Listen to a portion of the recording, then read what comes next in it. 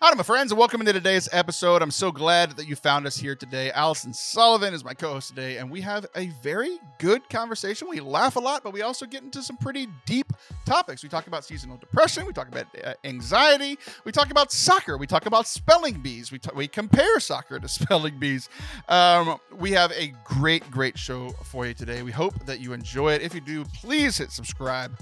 One disclaimer is I made a mistake during the recording. In our first about 20 minutes of the conversation, my mic was muted.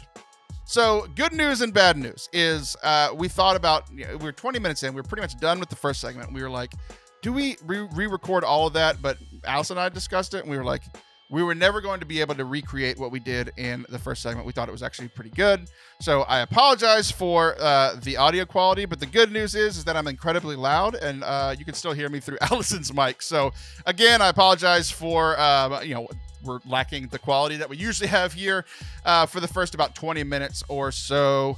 But we really wanted to share this part of the conversation with you because we could have re-recorded it and we decided not to. So we hope that you enjoy it. Please forgive us for this lack of quality on the audio side. If you start listening and you don't like it, there will be a link down below, whether you're on YouTube or listening to the podcast. It's about 20 minutes in, or you can just click that link and it'll take you to the second segment where I turned on all the microphones. So thanks. Sorry. Hope you enjoy the show anyway. Yeah. Have fun.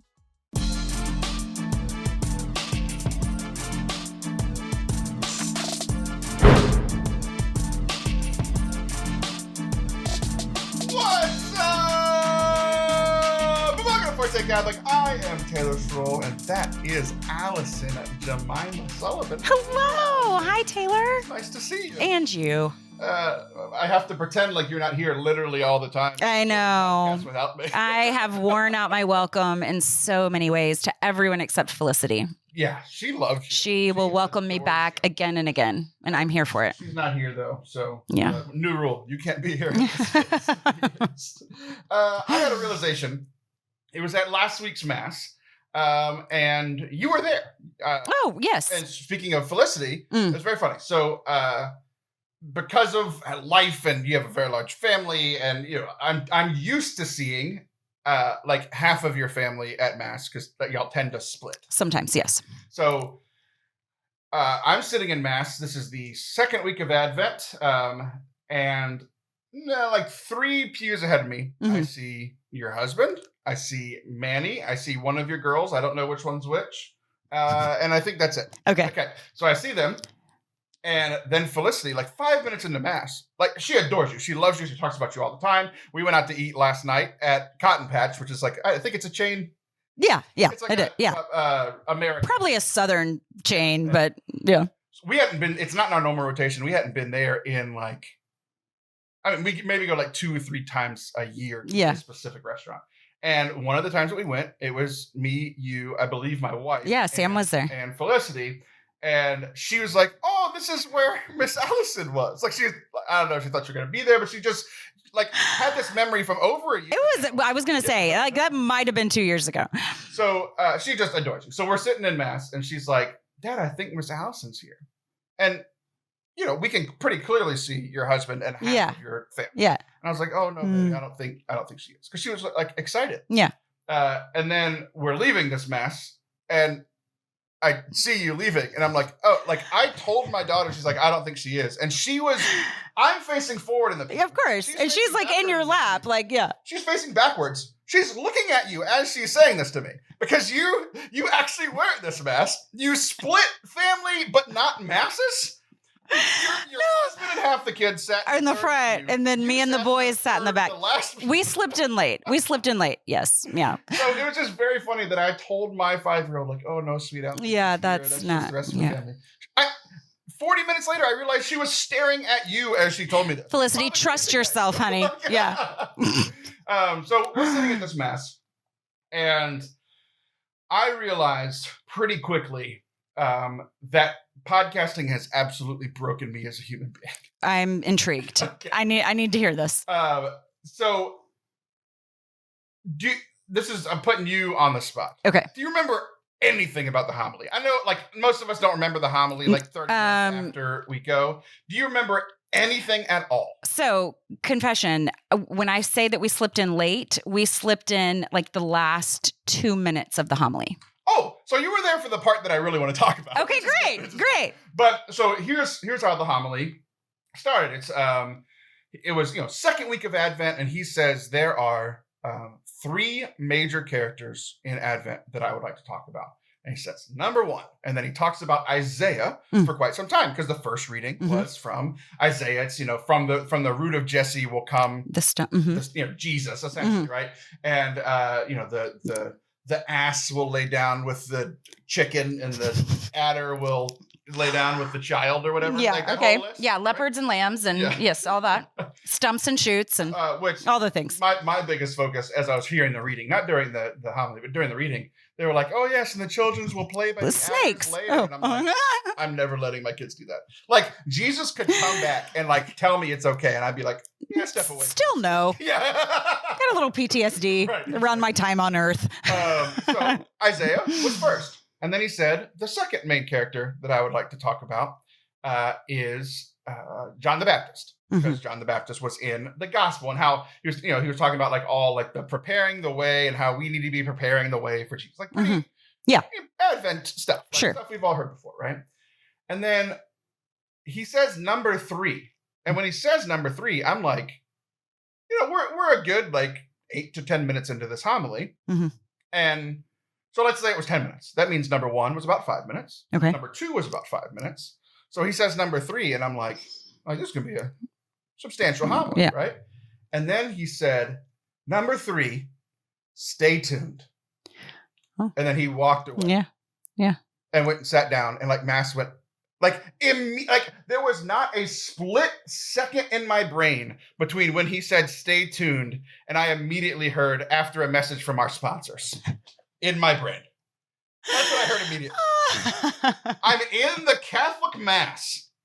We just heard all these readings. We heard the homily. The liturgy of the word is now over. Perfect place. Yeah. Halfway through, 20-something minutes in, that's where commercials go. Yeah. So I literally was like, he said stay tuned and walked off. Like we were going to hear okay. Over at the Mass, or we want to have a message for the single people in the congregation today. And then he was going to come back up and talk about Mary or whatever. That's what I'm keep thinking of, like, what would the ads be? Like, hey guys, it's great up here. Get it together. If you become a Catholic priest, you can get the best seating reserved at Christmas Mass. Oh my gosh. There. Oh, this is great. Oh my gosh. So my brain did not go there. So I have not been broken by podcasting. I 100% was. And so like what he meant is he come back to Mass next week, and what he is doing is, or it seems pretty apparent to me, is like he's doing a series for Advent, because we did not make Mass in the morning, so we went to the 5:30 Mass on time. I'm kidding, we were 2 minutes late. We at least heard the truth. Look at you couldn't do it. You couldn't do it. You tried. So what he's doing, he is we have a very interesting things happening with our pastors. As I've mentioned to people that have been listening the last few months, our pastor took a well-deserved sabbatical after 17 years, his first sabbatical ever. It's supposed to be every 7, not every 17. Took a sabbatical, so he's been gone for the last 3 months. He just got back. So our associate pastor has been the acting pastor for the last 3 months, and because things have been very good for the last year, and if you've been listening to the show for a while, you know that things were not very good, very not good before that. But there's been one person who is a visiting priest who has essentially acted as our associate pastor for a couple of years now, and been some stability. Stability, yes. He is, I don't know a ton about it, but he's some kind of like scientific doctor. Okay. Who's also a Catholic priest. So he's here at Texas A&M doing biology or chemistry. Cool. Research. I did not know that. Okay. He's here for research. He's interesting. Not a priest of this diocese. But he was like, I'm coming to do this thing. I'm a priest and I still want to serve. So he's been serving in our parish. Fascinating. Very good. Cool. So because of all the stuff going on with our pastors, our associate pastor has been a fixture. Essentially, he's the guy, this doctor has been a fixture, but he also doesn't come into the office because he's busy during the week. Sure. He helps on weekend masses and for confessions and stuff. He helps with the liturgical stuff. He doesn't have like a role in the parish other than the sacraments, right? So because of that, they worked it out that every Sunday night mass is this priest, Father McManaman. Yes. So what he's doing, why he said stay tuned, is he's doing a series on like Advent key characters, like on the first week, second week, third week, fourth week of Advent. And like that 5:30 community is a pretty consistent community. Yeah. It's 80% consistent community and 20% those who missed mass. That missed it in the morning. Right. The last chance kind of thing. So that's what he meant. He meant stay tuned, come back to mass, this very nice thing, but it was just very funny. Which is what every other single person heard. Right. Stay tuned after a word from our sponsor. And then I just kept going through the possible sponsors for mass. Yeah, that's a good time. How it's literally the perfect time because you're going from segment 1 of the mass to segment 2. Segment 1 of the liturgy of the word just ended. Now you're going to the segment 2 of the liturgy of the Eucharist. It's a perfect time. Yeah, it's the 2 minute break that you hit skip 30 for. Which is very funny because you've all timed it out. You know how many times to hit the skip 30. Because it's funny that you say the break because that's actually what I've been saying for years. Actually, is that part of the mass? Yeah. What happens right there? It's the offertory hymn. No one pays attention. That's when I check. That's when you doors. That's when I go to the bathroom. That's when you said you get on your phone, I was like, wait, that's allowed? Yeah. I've been only during intermission. If you do it during the liturgy of the word or the liturgy of the Eucharist, it offends Jesus. But if you do it during Catholic intermission, which is the offertory hymn, it only would offend the musicians. And if they can't see you, it's fine. Well, that you being a musician, I will take that permission. I think that's valid, especially if I'm. Yeah, if you're dispensing it when I'm playing. Well, so that was the first thing that I realized that podcasting has broken me. But as mass kept going, one of the things that I was I kind of kept going. Yeah, thinking of that thought, like right. I was like, how has my life been changed by podcasting? And there's been a theme that I have noticed a lot. Obviously, I've been podcasting for 7 years, but like there's been a theme over the last few weeks where I've kind of been at war with myself. Okay. I have great people in my life and I have great conversations with people I love. I've loved a lot of the conversations I've had with friends and with whether it's friendship, just kind of hanging out, or if it's like ministry stuff. There's a lot going on at the parish. There's been a lot going on with Forte Catholic behind the scenes. Like I've enjoyed these conversations. Yeah. But after almost every conversation, I leave thinking that I talk too much. I'm sorry, every conversation on the podcast or every conversation in real life? In real life. And I think it's because of the podcast, because I am so used to talking into this microphone and people listening for about an hour and that you don't have not a filter, but a gauge for when to quit. Yeah. Because ordinarily these people would be interjecting either their own ideas or even if it's just so one thing, the reason I don't like having to do this is because, well, first of all, you get mad at me about not being too close enough to the microphone, but like I know when to interject. I know when to interject based on a lot of your facial expressions or like when you're taking a breath or whatever. I'm gonna like grimace at you the rest of the podcast. I'll shut up. Not happening. But yeah, so you're not taking cues as much as you would be.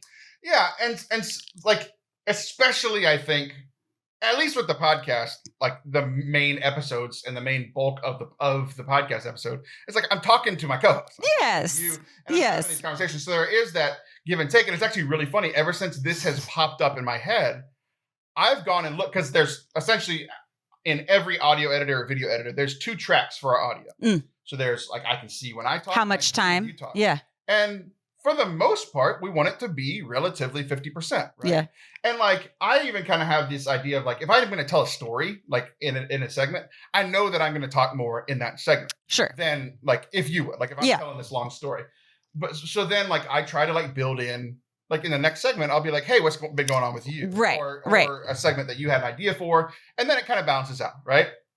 But I feel like in a lot of my real life conversations, I've been broken by like, reading my commercials. Ironically enough, we talked about commercials for mass, but like or when I do like our Catholic Perspective series, I'm just staring at a camera. Yeah. And people are responding. Like you said earlier, like people listening want to interject. Yeah. Believe me, I know, because I get their interjections later. It's very funny because we record this sometimes 2 weeks early. Yeah. And then people will listen like a week or two later. Yeah. It's been a month and people are like, I can't believe you said that. I'm like, I don't know what I said, but you're probably right. Right. It probably was out there. So people are interjecting, and like I listen to podcasts and I'm often like, why'd they say it? Or why did they say that? Yeah. Whatever. Yeah. But there's not that interaction. But I've had plenty of phone calls, real life conversations where I leave it saying, I talk too much, and like all these things being like, I made it more about me than I made it about them. They asked me more questions than I asked them. I think that's a good interior question. I think that's never a wasted look. You know, I mean, I think that you should always ask yourself that question. I don't think that you need to perseverate on it because I'm perspiring. or perspire. No perseverating, no perspiring, no stress, no sweat, no repetitive thoughts, because I have not experienced you that way. I feel like you're supposed to be that way on your show, but I don't feel like you're ever like talking at people. It might mean that you're working too much. I mean, if you feel like some habits are kind of seeping in to your everyday normal, personal relationship life, maybe you need just a good sabbatical. I do. I'm very much looking forward to the holidays. Yeah. Like I'm getting to the point, like the checklist that runs my life. Yes. Software that runs my life. Yes. Like it's very cool to see it. Like it's dwindling before Christmas, which is really exciting. So no, but I think that's a good question. And because I do this too, I tend to do it at 3 a.m., which is never helpful. And I also, there are a few triggers in my life that make me concerned. I feel like you can. I feel like you. I feel like you have in my life. Here's one of them. I feel like you might be a trigger. No, I feel like you do this too on occasion, which is asking yourself, are all my friends mad at me? Is everybody mad at me right now? And so to me, I don't have to ask that question anymore because they're all gone. I thought you were going to say because they all are. It has been determined, confirmed. My friends are not mad at me because people that were my friends were mad at me and they are no longer my friends. And then problem solved. Yes. Well, you need to listen to this last episode on Sinner Saint Sister. It's going to be so good, but it's about that. It's about indeed. But about relational resiliency. But here's what I was going to say. So those questions of, did I talk too much? Did I say the wrong thing? Was that dumb? Are they thinking about this? Is everyone mad at me? Did that mean they were mad at me? The real question is not, did I talk too much? The real question is, what am I anxious about right now? So I think that there's an element of anxiety that runs underneath a lot of those. I still think it's a valid look, but then to be able to let it go when something's not true. Yeah. And I do think that I've had a lot of anxiety over the last few weeks. So it's interesting that this has been happening. This thing that doesn't usually happen for me. Right. And I think that's both a positive and a negative. The positive of it is that I'm thinking about it. And sure. Therefore, if I'm thinking about it, I'm going to act accordingly. Right. And hopefully correct some behavior. The other part could be, maybe I don't need to be correcting behavior. Maybe it is. I hadn't thought about it because I can't think of a moment where I have like anxiety about a particular conversation, but I just have anxiety in general. Mm-hmm. And it's been over the last few weeks. Yeah. I noticed that this started coming in the last few weeks. So maybe you're right. But it can turn up as that. So I can tell you all day long, hey, if someone asks me, are you stressed? And I'll say, no, I'm good. But I have a fever blister and my hair's coming out in clumps and just. We're all kinds of messed up. I hide mine a little better. Yeah. So yeah. Well, sort of. But anyway, yeah. So yeah, I don't like that for you, but I don't know that it's useless. It's a good indicator. Yeah. And once you learn the indicators on your dashboard, if you will, like, oh, this light's blinking. It's like, oh, okay, well now I can attend to that. You just said the light was blinking and I got it. And it started like, oh. We gotta fix it. So, yes. So, there you go. There you have it. Yeah. I heard something in the midst of this last couple of weeks where this has been popping up a lot. And it's something that I've heard a lot before. And I don't know if I've ever really been good at it, but it's been connected to these conversations. I've heard that a lot of good leaders make you feel like you're the most important person in the room, even though they probably are. You know, like they say this about generals and actors and athletes or whatever. Yeah. Like clearly they're more important than us, you know, like, but they, like good leaders make you feel like you are the most Absolutely. important person. Yeah. And I what I've been thinking about is like when I am by myself recording stuff, it's like I'm the most important person in the room because I'm the only person in the room. like it's not even like an argument of like, oh, who's more important, me or Allison? It's just me and a camera and a microphone. Yeah. So then like when I go into conversations, I've left thinking like, oh, I think I made myself more important than I made them.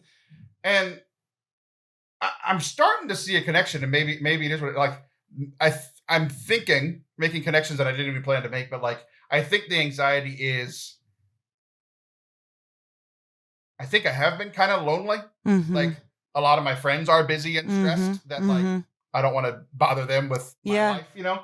And so I think when I finally do sit down and have a conversation with somebody, it's like I have a lot to say because I haven't really talked to anybody in a while. So, yeah. Wow. look at that breakthrough. That's a lot. Yeah. No, that's a lot. The other thing too, though, is that so as far as good leaders being interested instead of interesting, so that shift, I think that's a really, it has to be an intentional practice because you're safeguarding against narcissism. So like take someone that's leading a large group. It would be so easy. And let's say you have, you know, a lot of confidence and a little charisma and you're getting all these compliments 1,000,000 times a day. It's a really good practice to keep your feet on the ground, which is right where they should be. You know, nobody's ever that great or that bad, you know? And so it's a good practice to, I think I'm both of those people constantly. That you're that bad and that great. Yeah. No, I totally, I get it. But that practice of keeping your feet on the ground is asking yourself, am I interested or interesting? Interested or interesting? I want to be interested. So walking into a room and saying, for me, because I'm shy, the practice is walking into a room instead of waiting. Instead of just thinking of all the stories you've told me of when you walk into a room with a friend you haven't seen in a while and you sprint to them, the monkey hug, jump into their arms. Nah, but that's a bestie. It's so different. In the middle of an airport, people like start filming. No, but I have to, like, if I'm in a party or a social situation, my coaching is the sentence, there you are, instead of here I am, because I could very easily just sit in a corner and twiddle my thumbs with my own thoughts and wait for someone to come and make me feel comfortable instead of, walking over to someone and making them feel comfortable. So I think there are these things that keep leaders in check or that keep, people with power. And so I think what you're describing is that you're in a situation where you feel powerful a good portion of your day. And does that need to be countered and checked and kept in balance? Yes, that is a good, holy, healthy practice. But if it becomes like intrusive or robs you of sleep or isn't true, like if you're telling yourself things that aren't true about yourself, then that's a problem. And probably more about anxiety than it is about good coaching. Yeah. Well, good. I think this was helpful. Whenever we come back, we're going to do another segment about depression. So let's do it. Let's just dive right in. Seasonal depression right before Christmas. Who'd have thought? Don't go anywhere. We'll be right back. Lately, we've had a lot going on our YouTube channel. Not only do we have a weekly full video of this episode of this podcast every single week. We also have our A Catholic Perspective series where I look at some of our favorite movies, TV shows, stuff from pop culture and see where the true good and beautiful is in it. Where does it connect with our faith? Where does it not?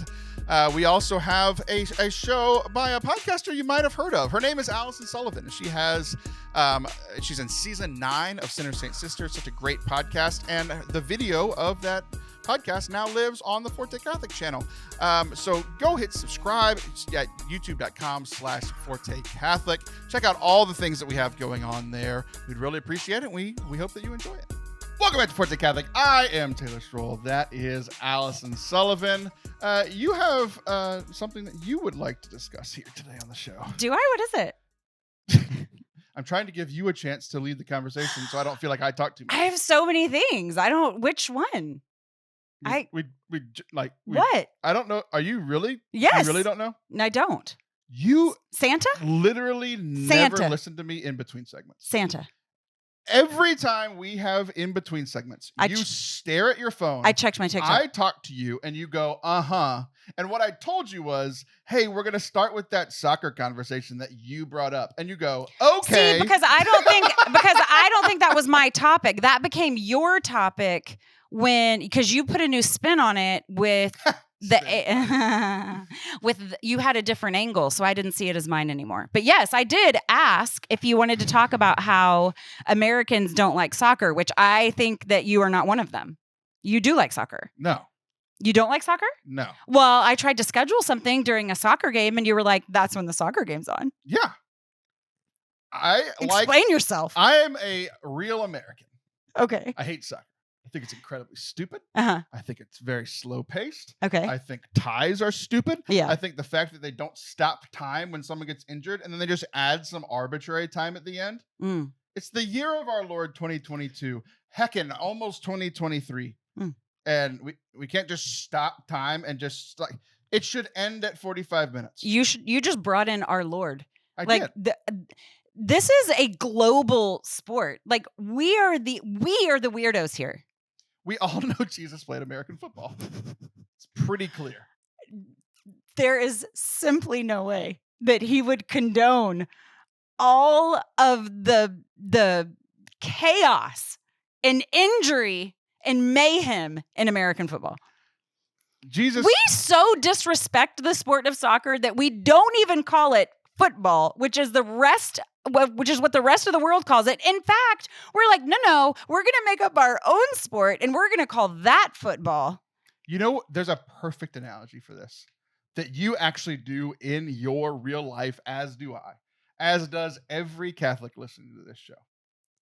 We believe that we are right, that we are members of the one true church.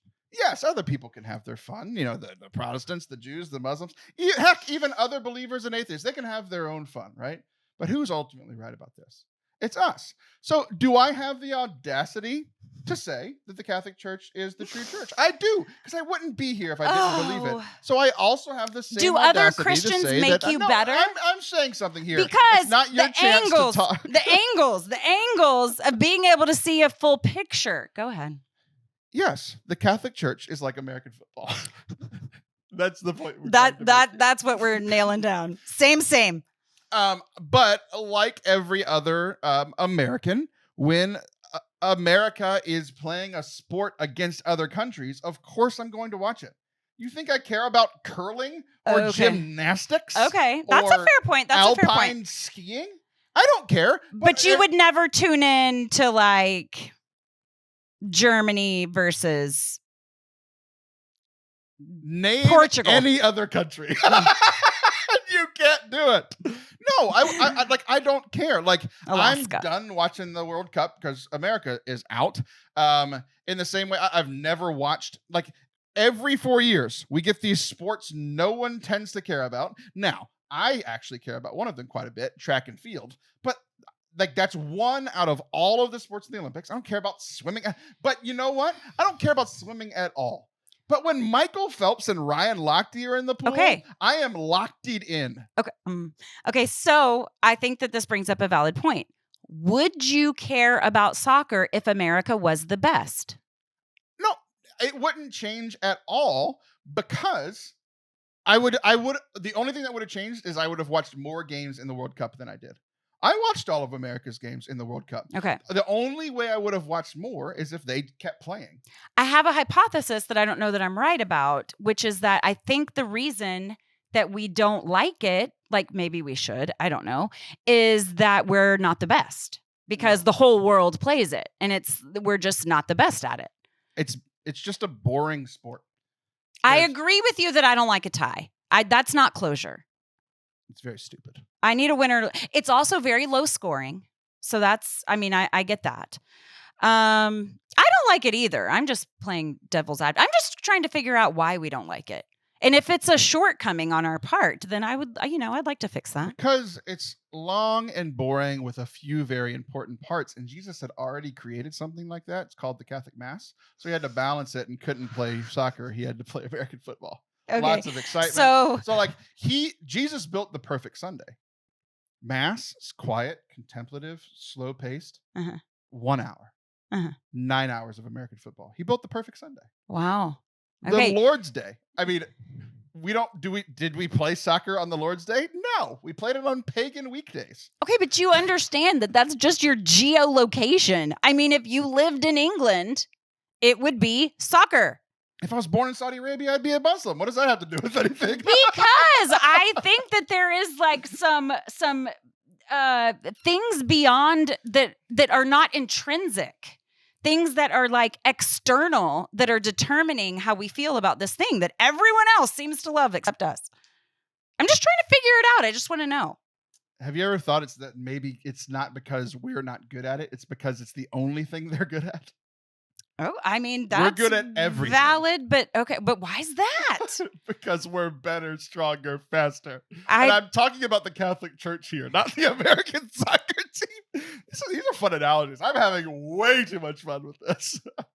You make me want to hit you. I wanted to hug you in the last segment, and now I want to punch you. We're on par. Everything's great. Remember earlier when you said that people wanted to respond and react to things that I said on the show? Yes. I bet no one's doing that. Well, I think you're going to get a lot of mail. I think you're going to get a lot of mail from people that either heartily agree with you that soccer sucks or all of the reasons that it's the best. Here's the thing: is I tried. Yeah. Like I was always against soccer completely until 8 years ago. And I was working in youth ministry, and some of the like teens and young adults on the youth ministry group really liked it. So I tried. And I watched the World Cup 8 years ago, and I didn't like it. And then I watched no, I didn't watch. Did I watch it? I think I maybe watched like one game in the last one because we weren't in it 4 years ago. And this time, like I really tried. Like sports culture is trying to push it in America. It's growing, and they're trying to make it grow more. And I really, really, really tried. And the stuff that I hated happened the most in the American games, like ties. Yeah. And low scoring. Yeah. And faking injuries. Yeah. And the flopping. A 45-minute half taking 79 minutes. Like it's so stupid. And I tried. I gave, my hour and a half. What did we play? 4 games, 3 games, and then one in the 16 round. I gave it. I tried. I was in. I planned my life around it. I made you not come record. Like I didn't do work. I moved call. Like I moved stuff, and like things still get This done, is all valid. These are all valid points. Yeah, I tried. Yeah, and I'm only more entrenched in how I feel about it now. Okay. Now I have a question. Okay. Because if you were devoted to some actual people that you really care about, I love how that's a hypothetical. Let's just say. Let's just say you care about someone. Because I would watch my daughter play soccer all day. So and by the way, in my school, soccer was the big deal in my high school. So the cool guys played football too, but like the cool guys were soccer players, and we no one's ever said that ever. It was maybe a bit of a Texas anomaly, but they went to state and all that, and we loved it. We were out there in the cold, and it was about soccer games. So I have very fond memories of watching real people play, but I do agree with you that watching a soccer game, like a big professional soccer, is it that the field is so big? Like it just, I think a smaller field would make it a little more contact, like body contact, which is entertaining. I don't know. Because I like it in real life is my point. Yeah. I don't like it on TV. Maybe it's like golf. Golf. So I don't want to watch people play golf. No, either. me neither. Ever. Anytime, under any circumstances. But I would beat you at putt-putt. No way. Really? No. My wife would kill both of us. But really? Oh, yeah. She's very good. See, I think I have a splinter skill at putt-putt. My family... Splinter skill? Yeah, it's like this one weird thing that you can do really well. I wouldn't know that term because I'm so good at many things. Okay. I have quite the transition for us. Uh-huh. I talked last week about how my son won his class spelling bee. I talked about that with Father Anthony on last week's show. Yes. This week they had the school-wide spelling bee. All competitors. So so essentially what it was is like my son's in 4th grade, so they had like the 3rd grade winners all the way through the 8th grade winners. Like they bust kids over from the junior high. It's like, this can't be fair. Yeah. A 3rd grader versus 8th grade. I was like, I leaned over. It was my wife, me, you, and your husband. Yeah. We're all sitting together at this thing because both of our kids were in this school-wide spelling bee. And I leaned over to him and I was like, could you imagine if they shipped the 8th graders over here to play football against our 3rd graders? Right. Like it's not fair. And yet in spelling bees, we're like, yeah, totally It's fair. fine. It's fine. So I am here to say that I think spelling bees are exactly like soccer. I think spelling bees. I want to hear you connect these dots. They're incredibly boring. Okay. Incredibly boring. Okay. They have very stupid rules. They're often unfair. Oh. And while they are boring and take a long time, there are split moments that are incredibly nerve-wracking.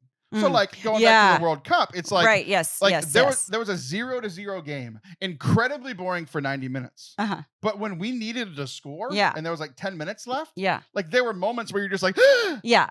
and then they kick it away and they play with the ball in the middle of the field for the next 15 Heart minutes. rates But up. Like all, yes. you know, when they get a cross into the box, like boom, like it's super intense for like half a second. Yes. That's how I felt watching this spelling. So when your kid is up, all bets are off. You're like gripped. It was not just my kid, it was also yours. Yeah. Because I'm sitting next to you and I care about you and your family, right? So like I was so bored, and they're spelling. They start off with like very right. Easy words. That's the real problem. These are the class champions, and you're like, hey, spell hot. Yeah. They really did start out with 3-letter words. But like, so I was bored because there was like 14 to 16 competitors or whatever. Right? Yeah.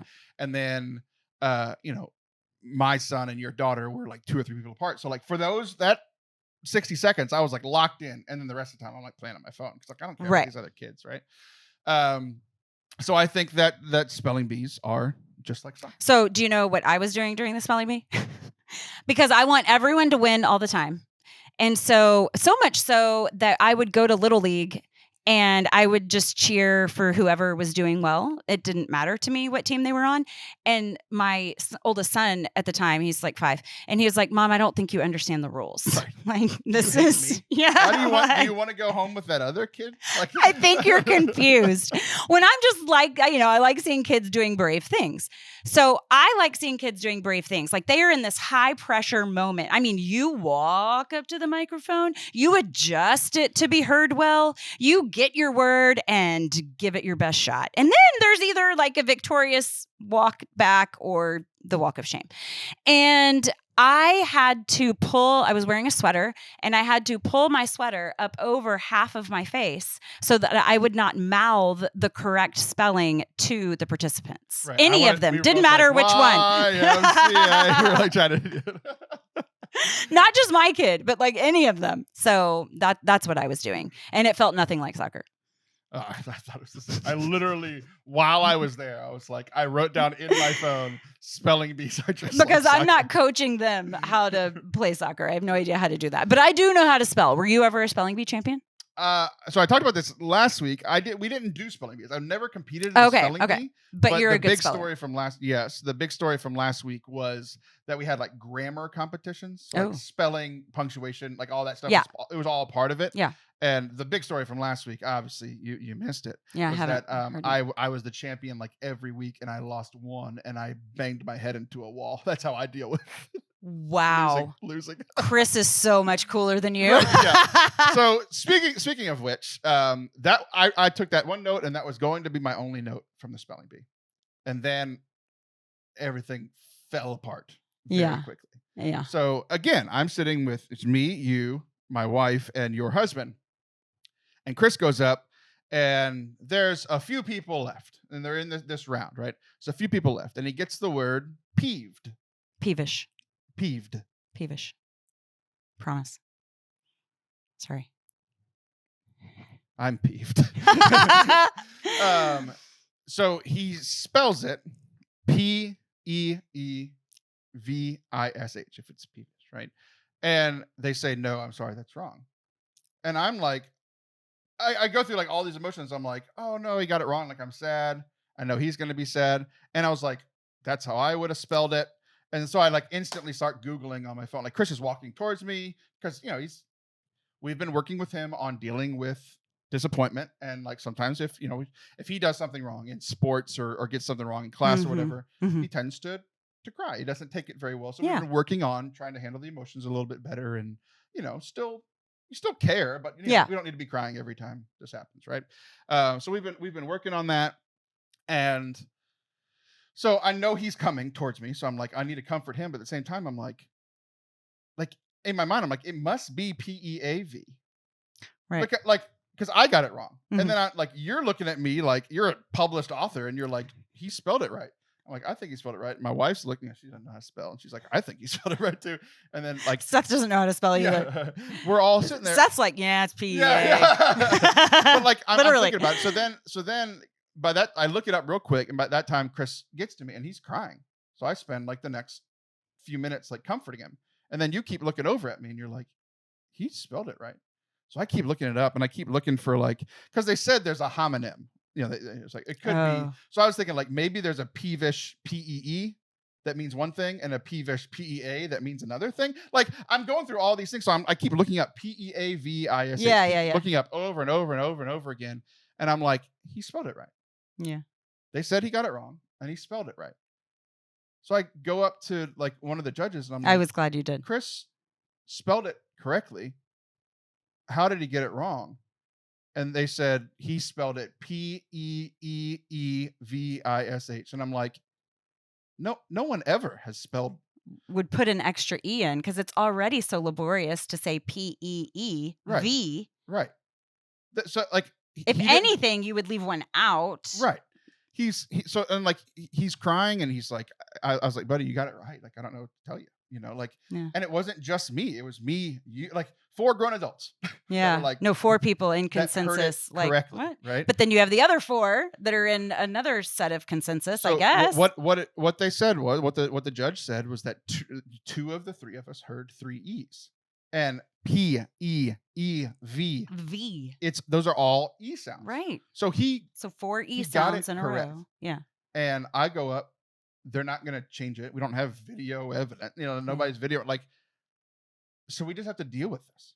Yeah. So now my son's crying, and you made so he's crying. I try to comfort him, and then he stops crying, and then he keeps crying, and then he stops crying, and then he keeps crying. And I'm like, what's going on? And you had an observation that I didn't realize, that he was hearing these words that he knew how to spell, knowing that he should still be in.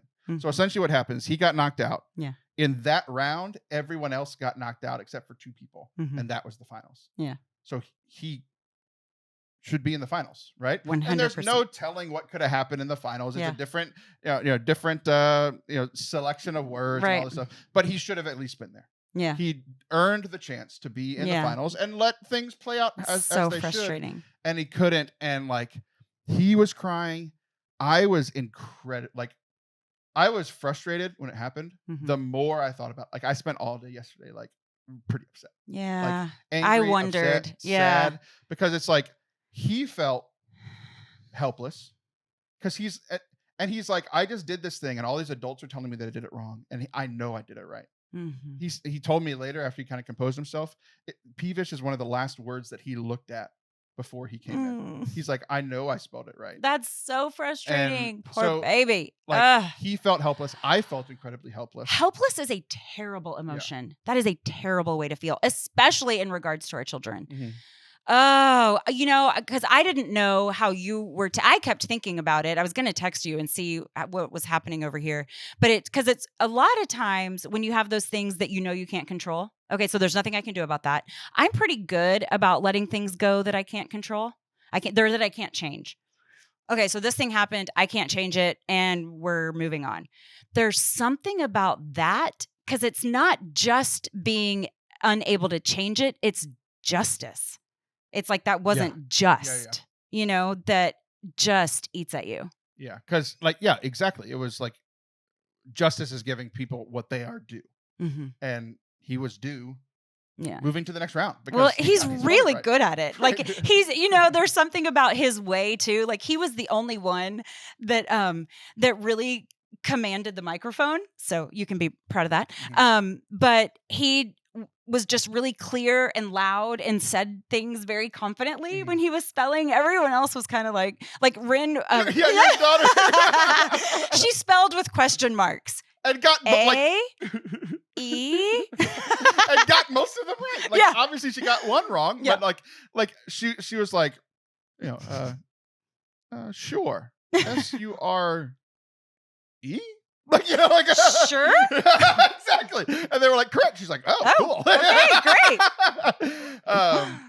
But it was really hard because initially when he started crying, like all this stuff that we've been working on of like trying to keep control of our emotions and deal with our own failures and like all this stuff that we've been working on, it immediately shifted to like, this is something completely different and something we have not had to deal with. Right. With him. And honestly, something I haven't had to deal with in a long time. Yeah. Because like I was trying to think of like, I started feeling a little bit better throughout the day, thinking about like sports, right? Because in sports, bad calls happen. It happens. Referees make bad calls. It might even cost the game, right? And we've seen this in sports, and we've seen people calling for like, refs to be professional, like all this stuff, right? Yeah. It's a thing that I've kind of delved in those waters quite a bit. But like in this scenario, it's like you have one shot and one opportunity to seize everything you ever wanted. Would you capture or just let it slip? And but like for real, like there's one moment, and they made a mistake. They got the call wrong, right? These adults made a mistake, and people make mistakes. That's a thing. Just like refs make mistake in the second quarter, but this was like making a mistake in the fourth quarter on a pass interference call on the last play of the game, and it changes the outcome of the game. Right. And there's nothing the other team can do about it. Yeah. And like not reviewable. Right. And it brought back the last time I was in this scenario, like where I felt this upset and this much injustice was a track and field thing. I coached at our local Catholic school, and I had a kid that was like number 1 in the state in shot put and discus and should have been easily the champion in both of them. So we go Friday afternoon. He wins one of them. I think he won shot put. I can't remember. He won one of them, right?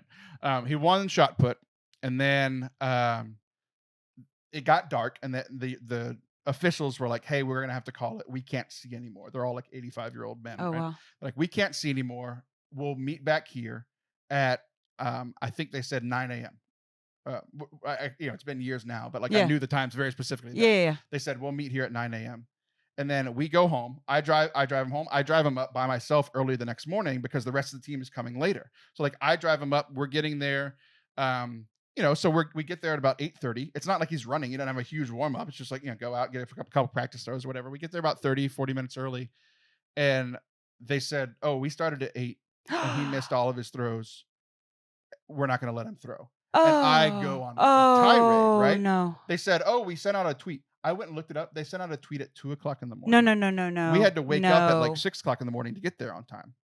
They sent out a tweet at 2:00 in the morning, changing the time to an hour earlier. What in the world? And so they said, we're not going to give him a throw. And I throw this tirade. I'm like, literally the last thing that we heard from the officials was 9:00. Y'all changed it to 8. I literally have Didn't chills. tell us. That makes me so mad. They weren't going to give him any throws. He's supposed to get 6. After my tirade, they said, okay, we'll give him 1. He throws 1 time, gets second place, but should have been the state champion. He should have gotten 6 throws. So it's just like, that's the last time that I felt this angry because it's so final. Yeah. Right? It's one of those things where it's like, yes, people make mistakes. So like, I'm saying all this to say, like, I really struggled with what's the lesson for Chris and what's the lesson for me, right? Because it was so final and they weren't given a chance to do anything about it. So what'd you come up with? What is the lesson? It's a crappy one. It's that people make mistakes and we just have to deal with it.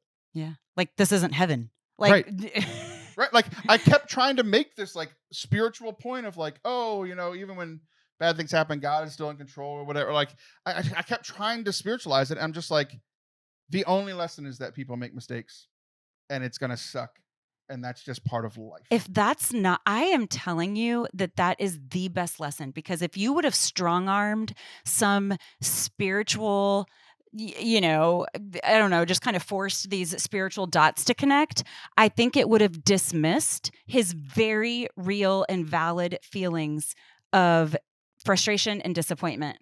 And so I'm glad that you just get to sit in that with him. Right. Like, he's not alone. He knows that. To have somebody upset with you is so healing. It's what our friendship is based on. Just sitting in pain, right? Yeah, together. Your life sucks. My life sucks. Okay, let's talk Great, about it. Yeah. We'll call it a podcast. So yeah, it was just difficult, right? And it was like it absolutely ruined my day yesterday. It's all I thought about. Think about this too, though, that I feel like a lot of times we do put pressure on ourselves to say the wise thing or to, give Jesus glory in a moment, when a lot of times it's really just our presence. There's nothing to say. You're not going to come up with something that, changes the outcome or makes it better. Right. And so just our presence is so affirming. Like when I went and I crouched down, he had his head down, and I crouched down to kind of get in his face a little bit to just say, you're not making it up. Mm-hmm. Like how you feel, you're not wrong to feel the way you feel. And that's when he really, kind of started crying. But it's, how like when you're about to cry and someone hugs you, and yeah, I know you had to deal with the aftermath. I'm like, hey kid. But when you're about to cry and someone hugs you, and then it's like, when there's something about hearing that you're not making it up, that this really does stink, that it was like, okay, I have permission to feel my feelings. Right. And I think the other part is it's us dealing with it, and then how do we deal with the people that made the mistake, right? Because I was frustrated and angry for much of yesterday, but it's like at the end of it's like they heard wrong. People hear things wrong. Yeah. They made a mistake, right? And it's like it sucks. I wish there was a way around it. I wish there was other ways that it wouldn't have happened, but it happened. So this is the part where it's like, I can't change it. Now let it go. So in dealing with my kid, that wasn't good enough. Like that explanation isn't good enough. We can't change it. We're just let it go, kid. Like, no, that doesn't fit there. But I think it does here. Mm-hmm. Like there's nothing to do about it. I think that you could say how you feel, that would, if so a lot of times I will, as a peacemaker, I will try, what I perceive as peacemaking, I will not say the thing to the person in hopes that it will just, create some harmony. But what it always happens when I have something to say and not saying it is that it just creates a war within myself. Mm-hmm. So if this is something that's going to create a war within yourself, that's going to tear you up, then how you feel probably needs to have some airtime, even if it's very politely in an email. Mm-hmm. I don't know if I can do that well, which is why I'm not doing it. You have an editor. You have an editor as a really good friend. Yeah. And I think what I do is often healthy and sometimes unhealthy. And it's I guess it depends on the situation or whatever, but it's like, once I am done feeling the feelings, like I felt very deeply yesterday, lots of different emotions. Yeah. And it's like, at some point I just gotta just be done with it. Mm-hmm. And I don't have closure in a lot of things in my life. Yeah. It's just over. Right. And sometimes things are just over, and it's like, I don't know. I don't see any benefit. Is it complaining about it? Is it a good over? I would like to, again, this is not heaven, but I would like to think that everything can come to a peaceful end, even if it is an end. And so if every time you see a ref that made a bad call, are you going to have turmoil? Are you going to have angst? People who have been listening to the show for a few years know this isn't new. I got thrown out of a basketball game by a ref, so it's not like I know. But if you saw him at HEB, are you going to have feelings? Like, are you No, going to? like I'm done. Okay, I'm done. so with them. so you Yeah. can let it go. Yeah. Okay. And I think like I'm much more calm and at peace today than I was yesterday. I might be the next few times I see the people that made the incorrect call, I might be a little frustrated. The next time I hear about the national spelling bee on TV, it might bring up some bad feelings, but it's not like it's gonna ruin my life. Like, Yeah.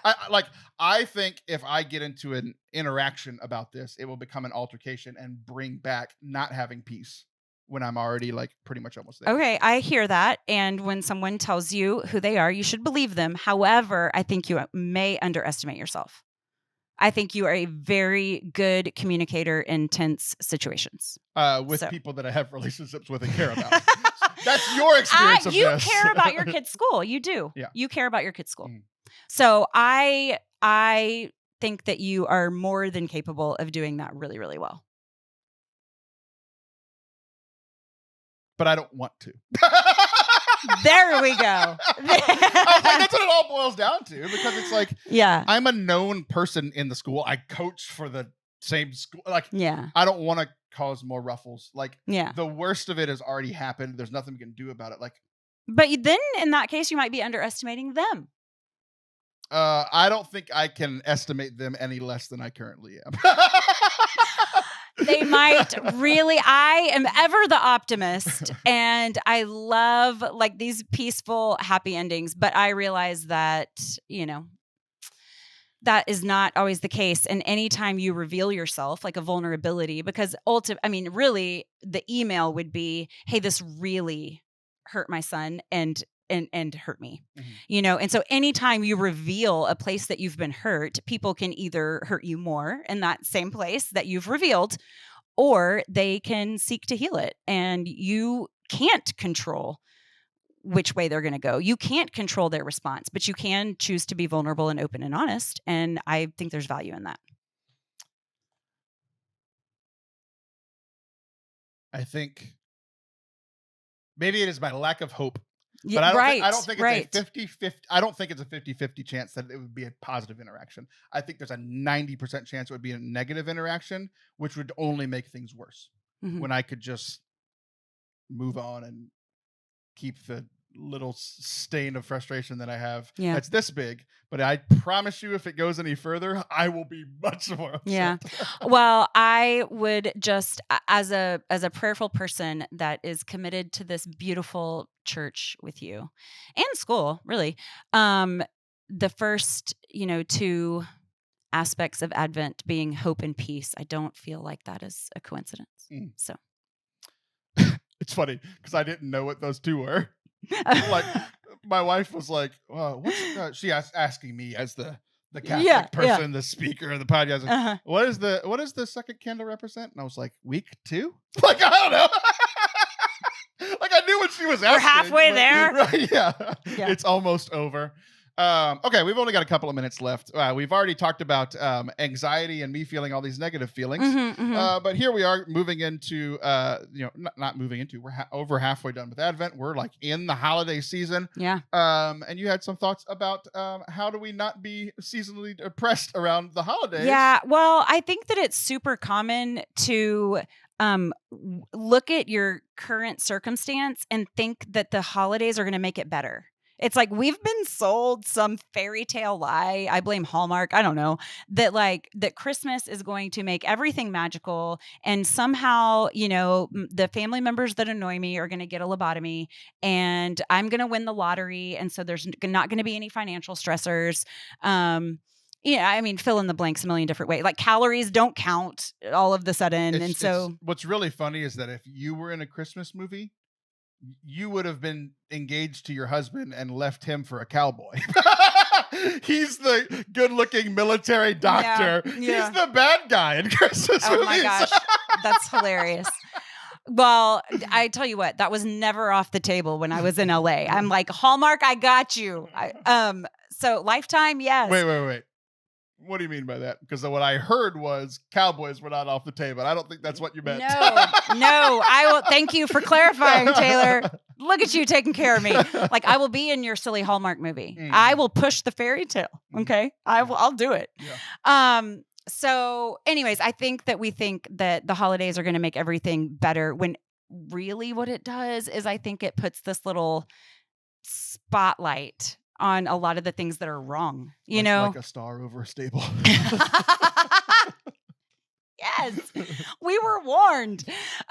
So I think that there are a couple of things that I've been able to do to help kind of counter that, because last year was a really all caps bad year for me. It's interesting, by the way, to look back, because, you know, we measure just in time, and to like think back exactly a year ago, and holy moly, I was in a really, really rough spot.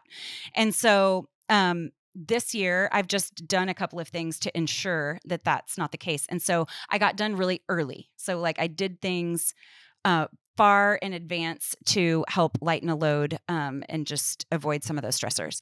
I've also been trying to keep routines. Like when I don't have enough sleep, I always get a little wonky, like just my balances kind of start to tip.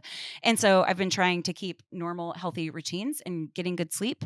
And then says the woman who made it earlier. She's up until 3 a.m. I know, stressing, worrying. And so I think that there are some things to do to keep things in a holier perspective. And the third one, I was just going to give 3. I try not to give advice because I suck, but number 3, stay tuned. After a word from these I would never do that to people. I need peaceful closure, clearly. And I need money from commercials. But the third one is I forgot, so we're good. We really can stay tuned. Are you serious? Yeah, it's okay. It'll come in a second. We've come full circle. Podcasting has broken you as well. And I talked a little too much. It ruined your And you flow. talked too much. We fought. We hugged. It's good. It's good. Anxiety, depression. This is our last Advent show. What a hot mess. This was really good. I'm glad we did it. Yeah, it's perfect. I like you. We're not your typical Advent Catholic, you know, dreamy Hallmark show. We have to end this. You just got you kept talking and getting further away from the mic. Oh my gosh, you want this thing. What is the advice that I give you every time for the microphone? What is the verbiage I use? I don't know. Like, do you want me to make out with it? Yes, I want you to be making out with your microphone. Can I tell you what happens as we film is that I'm trying to do what you tell me and then it bops me. Go back and watch and you're going to see me like flinch because this thing has assaulted me. You're a grown adult woman. I'm Taylor Schroll. That's Allison Sullivan. I'll be back next week. She'll be back in a month. I'm still thinking of my third thing. It's over.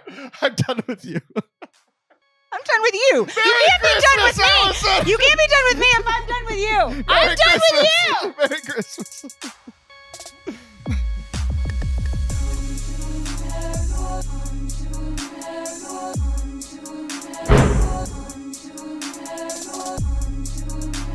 Thank you guys for watching and listening today. We hope that you enjoyed it. One of the things that we talked about on today's episode is the feedback from the listeners. If you'd like to get in contact with us, you can contact us through email, the website. That's all there at fortecatholic.com. But we'd love to get to know you and have some interactions with you. The best way to do that is on our socials at Forte Catholic on Facebook and Twitter, at Taylor Schroll on Instagram and Twitter as well. We're also on TikTok at Taylor Schroll, but you know, we just kind of throw some stuff up there. I'm not a TikTok star like Allison Sullivan, but Twitter and Instagram is the best way to get a hold of us. We'd love to hear from you.